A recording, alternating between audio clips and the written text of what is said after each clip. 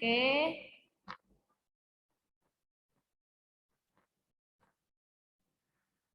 Terakhir kita bahas mengenai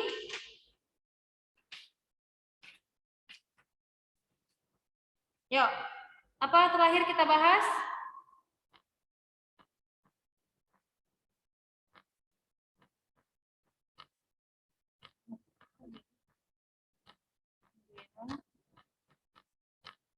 Oke.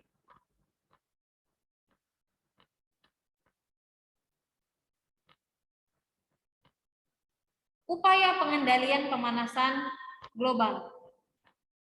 Upaya pengendalian pemanasan global. Ya.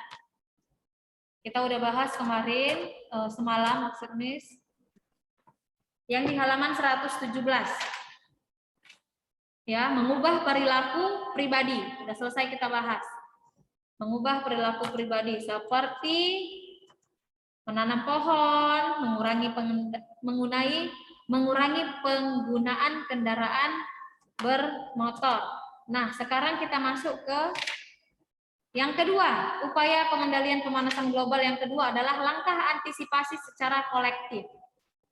Langkah antisipasi secara kolektif. Ada yaitu upaya pencegahan pemanasan global dapat dilakukan bersama atau kolektif. Ya. Itu artinya secara kolektif itu artinya secara bersama. Beberapa langkah yang dapat dilakukan secara bersama antara lain yang A, menggunakan energi alternatif. Apa itu energi alternatif?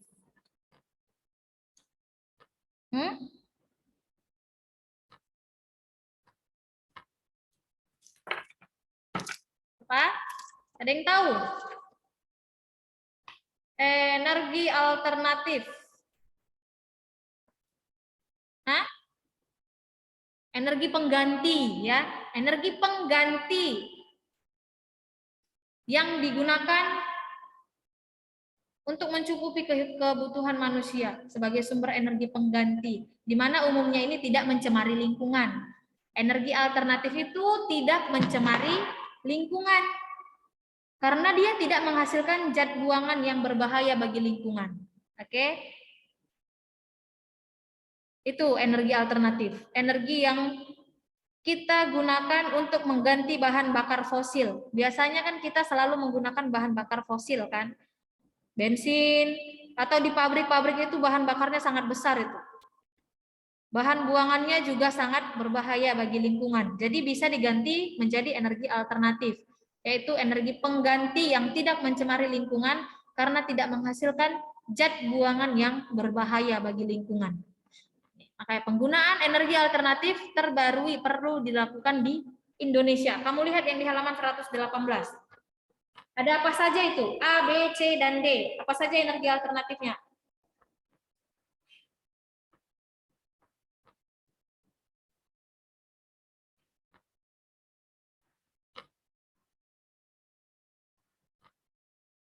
Ini sudah ingatkan kan? Yang nggak buka kamera,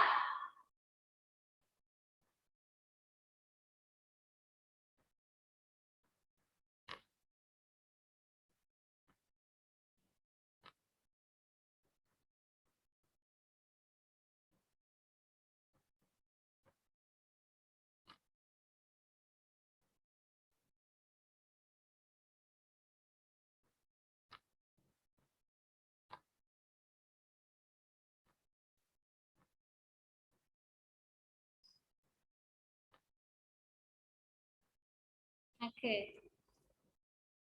Apa? Ya, mana suaranya? Kenapa diam aja? Halaman 118. Penggunaan energi alternatif terbarui itu perlu dilakukan di Indonesia. Apa saja itu gambarnya? Coba kamu lihat. A, B, C, dan D. Energi alternatif apa? A. Yang A itu apa? Air, Miss. Air. Gambar apa itu kira-kira? Pembangkit listrik tenaga air, Miss. Ya, pembangkit listrik tenaga air, atau kita lihat itu adalah bendungan, ya. Di dalam bendungan itu ada mesin pembangkit listriknya, pembangkit listrik tenaga air. Yang B itu apa? Panel surya, Miss. Panel surya. Jadi pembangkit listrik tenaga apa itu? Surya, ya kan? Yang C. Pembangkit listrik tenaga angin, Miss. PLTA atau PLTB, tenaga bayu ya, tenaga angin. Yang D, apa itu? Panas bumi, ya. Panas bumi. Oke, kita bisa lihat ini adalah panel surya. Jadi energi surya ditangkap oleh panel ini. Lalu untuk selanjutnya energi cahayanya diubah menjadi energi listrik. Ada sambungannya ini nanti ke penyimpan daya. Jadi disimpan dayanya nanti. Dari panasnya itu, panas matahari. Nah, ini PLTB, Bayu atau pembangkit listrik tenaga angin. Yang satu lagi ini bendungan, ya kan? Jadi kita manfaatkan sumber daya alam yang sangat melimpah. Itu namanya energi alternatif. Angin, kalau kamu pakai terus-menerus, habis nggak angin? Enggak kan? Terus air. Air itu kira-kira bisa habis nggak? Air mengalir, lalu air di laut. Nah, bisa habis nggak? Itu termasuk sumber daya alam yang dapat diperbarui, ya. Jumlahnya sangat banyak. Kalau air itu ada siklus air, ya kan? Hujan, lalu hujan airnya turun ke bumi, lalu menguap lagi, ada siklusnya. Jadi air itu termasuk sumber daya alam yang dapat diperbarui karena tidak habis. Dia ada siklusnya. Naik ke bumi menguap menjadi awan, lalu dari awan turun ke bumi dalam bentuk hujan seperti itu terus, tidak ada habis-habisnya. Jadi kita manfaatkan. Air itu kan selalu mengalir dari tempat yang tinggi ke tempat yang rendah. Nih. Jadi Miss kasih lihat saya ada video tentang pembangkit listrik tenaga air. Kamu boleh lihat.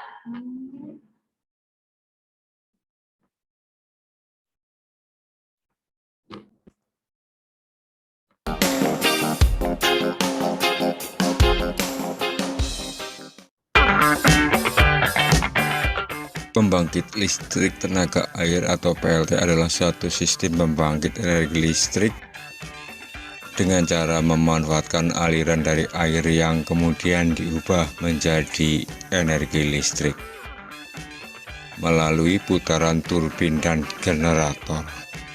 Sistem yang sangat sederhana dan yang paling penting adalah ramah lingkungan.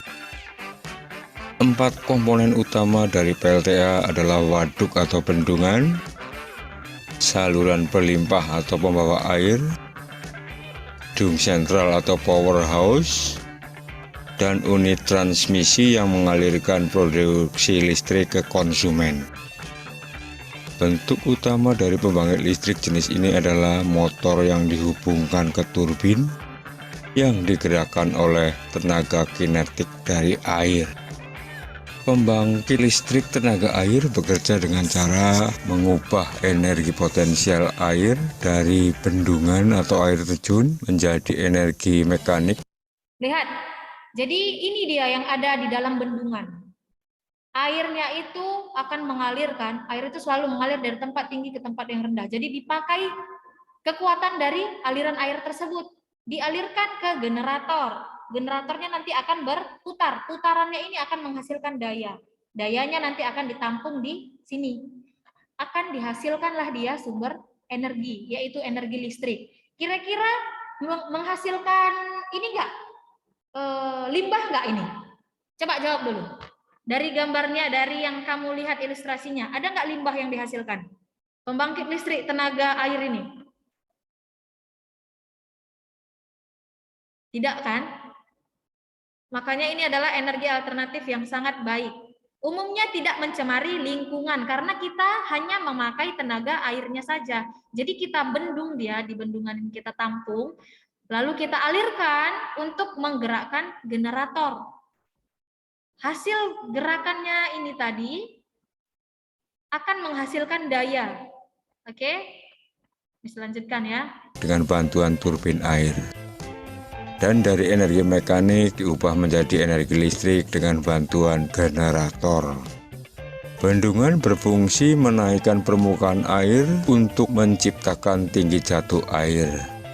Selain menyimpan air, bendungan juga dibangun dengan tujuan untuk menyimpan energi. Intake adalah pintu air yang berguna untuk memasukkan aliran air menuju turbin melalui pipa pesat. Fungsi untuk mengubah energi potensial menjadi energi mekanik. Air akan memutar sudut-sudut dari turbin sehingga turbin berputaran. Perputaran turbin ini kemudian dihubungkan ke generator. Generator yang terhubung ke turbin dengan bantuan poros dan Oke, kira-kira seperti itu. Satu lagi Miss kasih lah ya.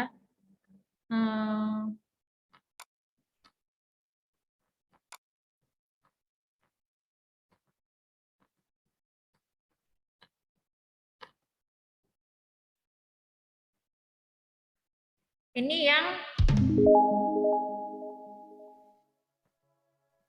Pembangkit listrik tenaga angin, yang disebut juga dengan pembangkit listrik tenaga bayu, adalah pembangkit listrik yang mengkonversi energi angin menjadi energi listrik dengan memanfaatkan Kalau yang kincir ini angin turbin. untuk memutar rotor pembangkit listrik tenaga udara. generator. Sumber energi angin sangat potensial dikembangkan di Indonesia karena murah, ramah lingkungan, dan ketersediaannya berkelanjutan. Awalnya, penggunaan turbin angin difungsikan untuk kegiatan penggilingan padi atau keperluan irigasi para petani. Penggunaan turbin angin sebagai pembangkit listrik pertama kali ditemukan di Skotlandia pada tahun 1887. James Split merupakan seorang sarjana yang menggunakan turbin angin untuk mengisi baterai yang berfungsi sebagai penerangan rumah. Ilmuwan Amerika bernama Charles F. Bruce mengembangkan turbin otomatis untuk menghasilkan listrik. Perkembangannya semakin pesat hingga tahun 1900. Denmark mempunyai kurang lebih 2.500 kincir angin yang digunakan untuk memenuhi keperluan penggilingan, pompa, hingga pembangkit listrik.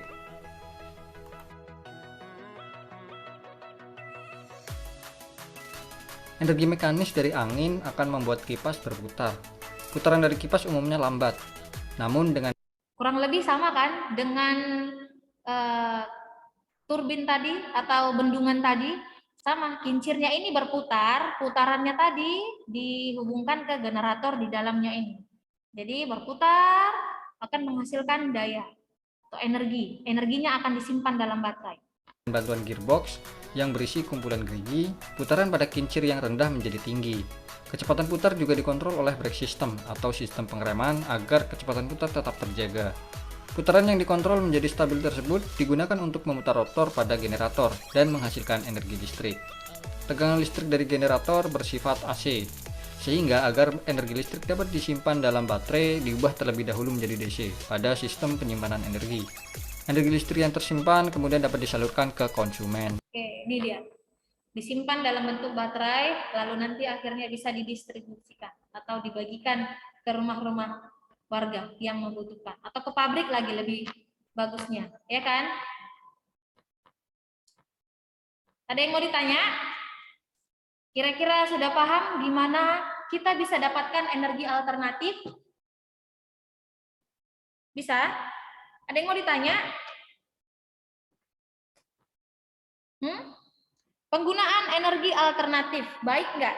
Baik kan? Dia bisa menggantikan energi fosil atau bahan bakar fosil, ya. Kita bisa ganti dengan listrik, tenaga listrik. Kalau sekarang udah mulai banyak kan mobil bertenaga listrik. Nah, jadi kalau listrik, hasil energi listriknya kita peroleh dari sumber energi seperti ini, lebih baik kan? Karena air itu kan memang selalu ada dan selalu mengalir dari tempat yang tinggi ke tempat yang rendah. Jadi kalau kita buat lebih banyak bendungan-bendungan seperti ini, maka pasti akan lebih banyak penghasil energi listrik.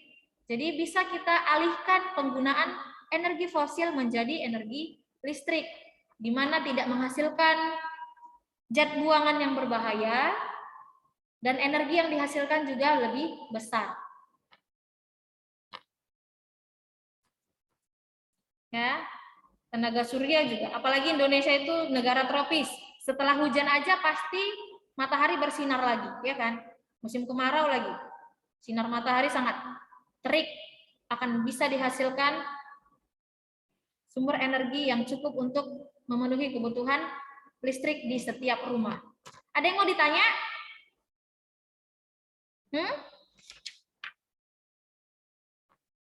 7A?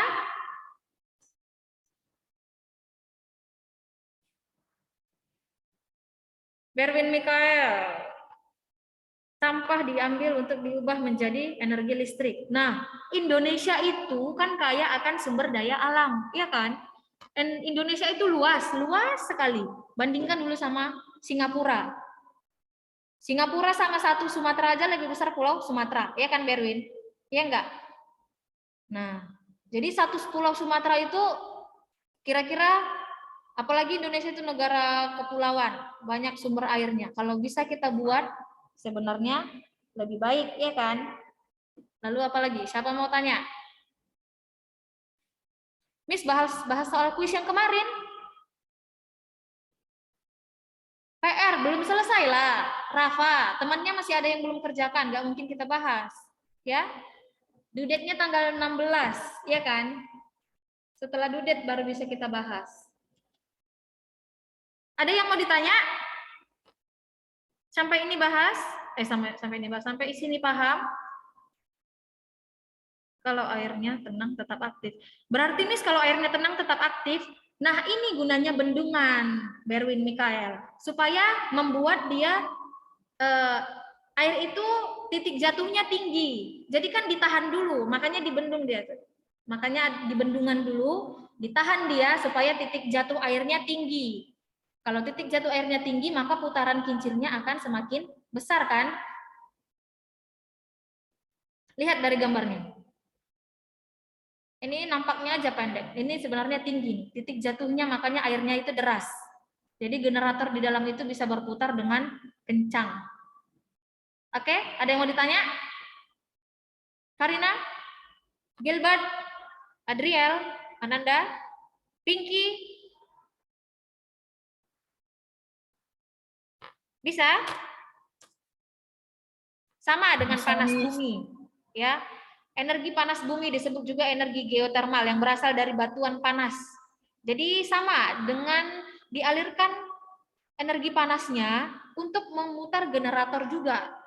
Sama dengan biomasa juga. Biomasa itu berasal dari mana? Jessica, Adriel, biomasa berasal dari apa? Biasanya, yang kamu tahu. Kok diam semuanya 7A? Dengar Miss nggak? Energi biomasa biasanya berasal dari kotoran hewan, ya kan?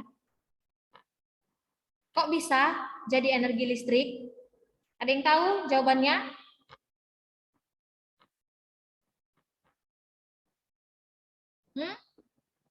Adriel? Nggak tahu? Sama itu dengan panas bumi. Jadi biomasa, kotoran hewan akan dikumpulkan di satu tempat, nanti itu kan ada uapnya panas. Uap panasnya akan ditampung dan dialirkan sama dengan panas bumi ini. Untuk dialirkan melalui pipa misalnya, nanti akan menghasilkan energi panas, menjadi bahan bakar, lalu akan memutar generator. Tetap yang diputar itu adalah generator untuk nanti dihasilkan daya dari putaran generator tersebut dan disimpan energi listriknya. Kurang lebih sama energi alternatif, cuman sumbernya aja yang berbeda. Bisa paham ya? Kayla? Mana suaranya? Paham atau enggak? Diam kenapa? Halo, Miss.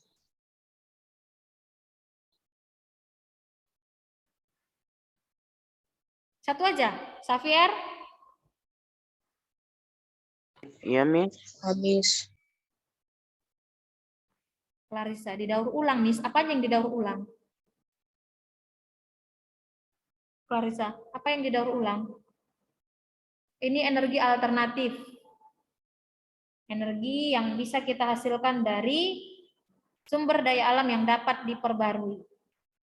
Sama biomasa, panas bumi.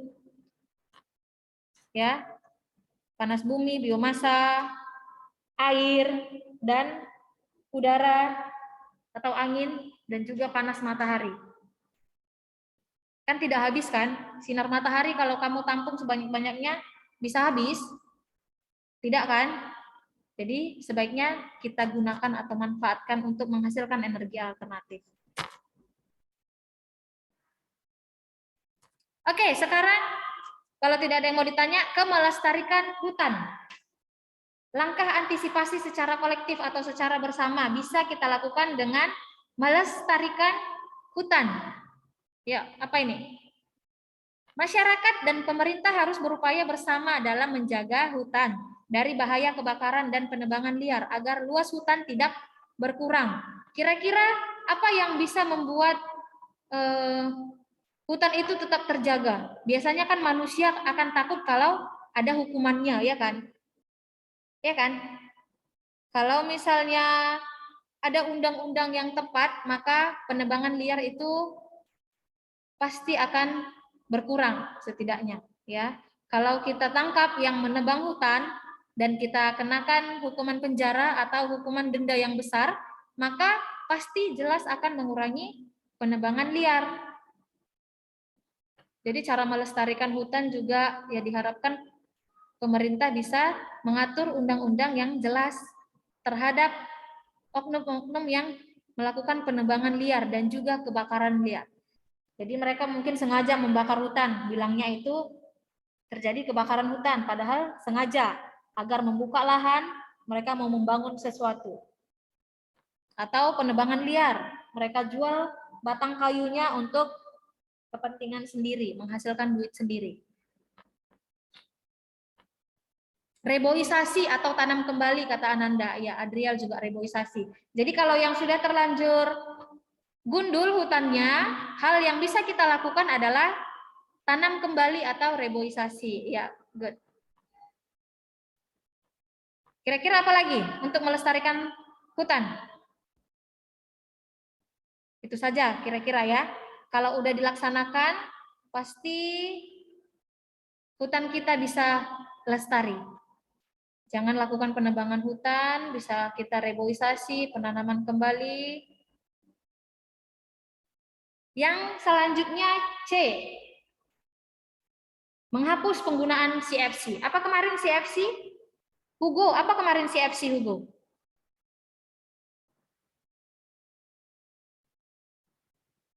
Siapa masih ingat apa itu CFC?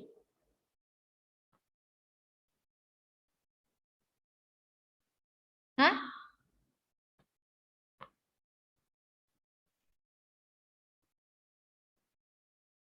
Klorofluorokarbon, Miss. Iya, klorofluorokarbon, ya. Zat CFC, menghapus penggunaan CFC. Ini biasanya ada di AC, ya, ada AC yang menggunakan zat CFC. Jadi buangannya itu menghasilkan gas klor. Itu sangat berbahaya. Jadi kita upayakan hentikan penggunaan CFC dan dapat diberikan penyuluhan kepada bengkel-bengkel servis agar dapat mengelola penggunaan CFC, atau kita kepada perusahaan yang penghasil alat-alat elektronik, ya. Atau kalau kita impor barang, terus barangnya itu ternyata menghasilkan CFC, usahakan di stop, ya kan? Sebaiknya tidak diimpor barang-barang seperti itu agar kita tidak menggunakannya. Atau kalau kita yang memproduksinya, berarti harus ada peran serta dari pemerintah juga untuk kita sebutnya seperti membatasi, ya. Jangan asal-asalan, jangan semaunya memproduksi barang, tapi hasil limbahnya itu sangat berbahaya. Tuh kira-kira.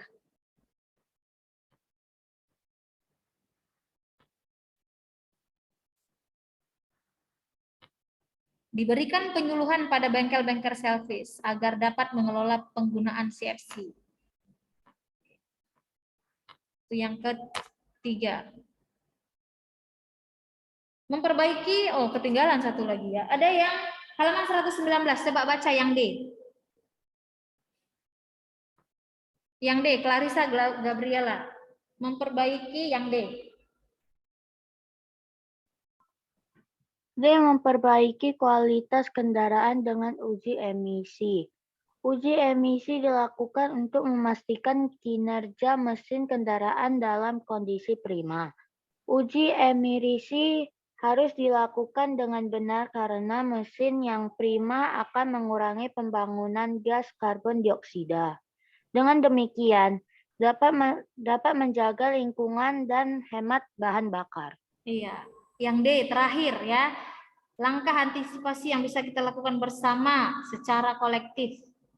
Uji emisi dilakukan untuk memastikan kinerja mesin kendaraan dalam kondisi prima.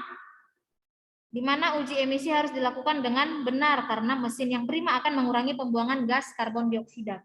Atau sering lihat kendaraan bermotor yang asap knalpotnya itu hitam, ya kan? Hitam dan banyak, itu jelas akan mencemari lingkungan. Jadi uji emisi harus dilakukan dengan benar karena mesin yang prima akan mengurangi pembuangan gas karbon. Demikian kita dapat menjaga lingkungan dan akan jelas lebih hemat energi. Oke, kita sudah bahas tentang langkah-langkah yang dapat kita lakukan untuk mencegah pemanasan global secara kolektif. Ada yang mau ditanya?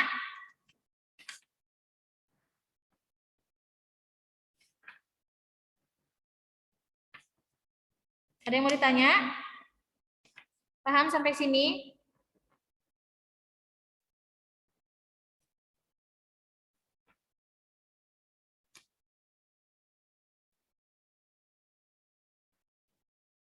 Oke, Miss mau tanya lah, kalau nggak ada yang mau ditanya. Apa tadi energi alternatif? Apa energi alternatif tadi? Siapa bisa? Pembangkit listrik tenaga air, Miss. Hah? Pembangkit listrik tenaga air, panel surya, panas bumi, dan pembangkit listrik tenaga angin. Ya, itu contohnya kan? Maksudnya yang tanya, apa itu energi alternatif? Itu kan contohnya tadi. Energi yang dapat diperbarui, Miss. Energi yang dapat diperbarui. Energi yang tidak dapat merusak lingkungan, Miss. Energi pembantu. Energi pengganti, ya, benar semua sebenarnya. Tapi lebih tepatnya energi pengganti yang kita gunakan untuk menggantikan bahan bakar fosil yang biasa kita gunakan. Jadi energi alternatif itu adalah energi pengganti yang dia umumnya tidak mencemari lingkungan, tidak menghasilkan zat buangan yang mencemari lingkungan. Itu energi alternatif, energi pengganti. Oke, contohnya apa tadi energi alternatif yang bisa kita gunakan? Pembangkit listrik tenaga air, panel surya, panas bumi, dan angin, Miss. Iya, angin ya. PLTA, PLTU, panel surya, biomasa lagi, energi biomasa. Kemarin. Tadi Miss jelaskan energi biomasa berasal dari Kotoran hewan, Miss. Hah? Kotoran hewan. Oke. Waktunya juga sudah habis. Kalau gitu, Miss absen terakhir ya.